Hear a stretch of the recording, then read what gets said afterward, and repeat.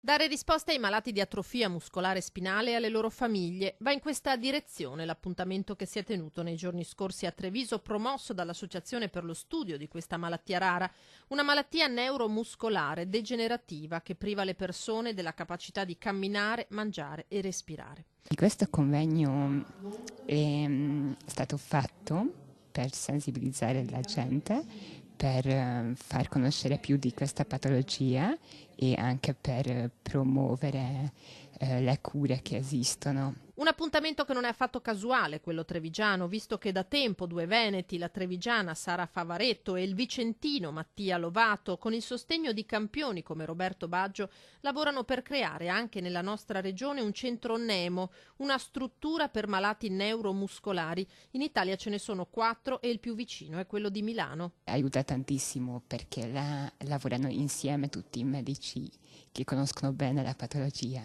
che è una cosa rara, perché può capitare che vai a un neurologo e non sa neanche di che cosa si tratta. Un'iniziativa appoggiata anche dall'Unione Italiana per la lotta alla distrofia muscolare. Creare un centro Nemo anche qui in questa zona che possa appunto tutti i ragazzi con patologie muscolari o neuromuscolari poter appunto avere un riferimento per progredire con la cura e per fare fisioterapia.